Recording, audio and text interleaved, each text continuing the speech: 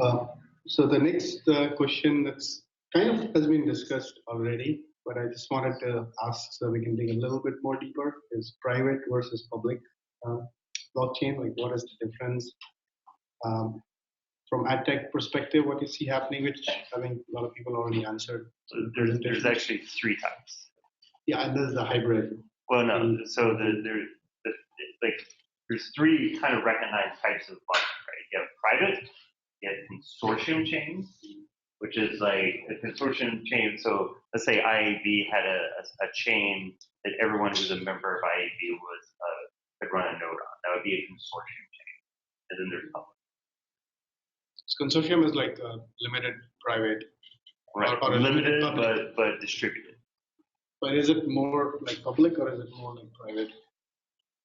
Well, I mean, it's some gatekeeper allows entry into it. It's actually public but with keys. Yeah, it depends on how big of a consortium it is. Because for sufficiently adopted consortium chain, it starts to look a lot like a public chain. Right. So it could be, a consortium chain could be partners on the IO.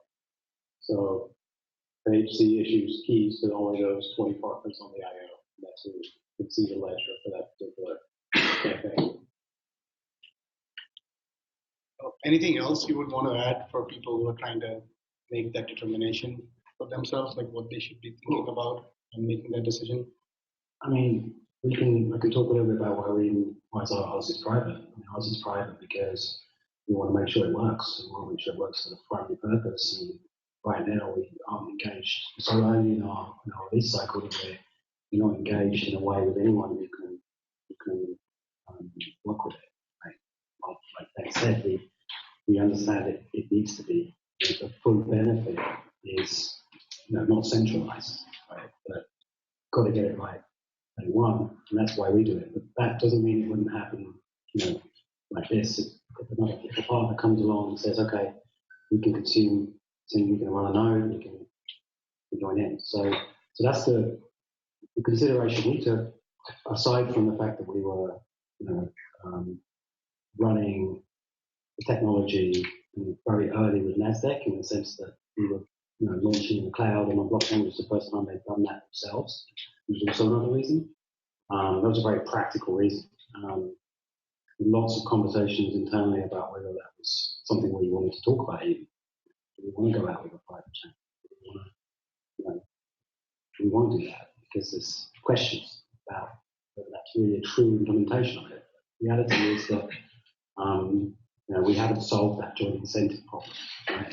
And the only way we could have made it fully public or at least decentralized, consortium in Tom's words, then we would have to have solved that core problem, and that's not something that we've solved yet.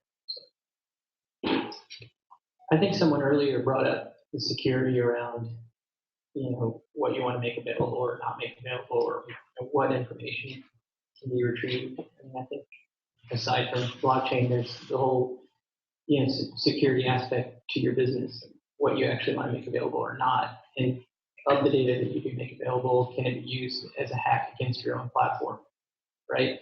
So we got to be, again, this is why I'm really excited about the IAB getting involved, is because I think, collectively we need to look at all the different angles of the data that we do make available, and how are we going to protect against any type of additional hacking that can go on to basically break into your platform, your system.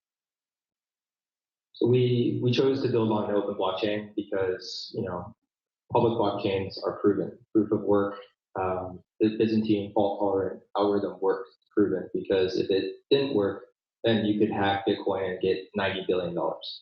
So we decided to build on top of the most secure public blockchain that you can, and that's Ethereum currently. It is still early, so everything is changing.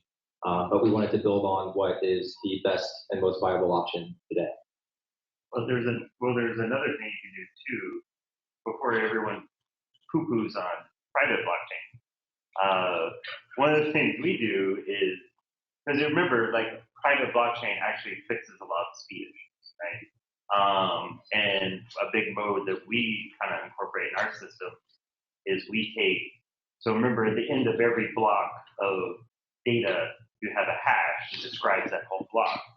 What we do is we take a bunch of those blocks, create another hash, and write that to the public blockchain. So that now tells, so now you have a public blockchain that says, hey, this is all the stuff that has happened in a private blockchain. And now my private blockchain, even though I control it, is immune. Right? So now anyone, like, even though my data is hidden, you can't access it. At some point, you could go into and say, hey, here's a fact in your private blockchain. And I know you didn't change it because the fact is still written to the public. So Yeah, and I'd also like to talk about. I agree, security of blockchain is proven and all that. I understand. I definitely understand that. I'm talking about information about other parts of your business, other platforms that aren't using blockchain that may use data that you're making available. That's different.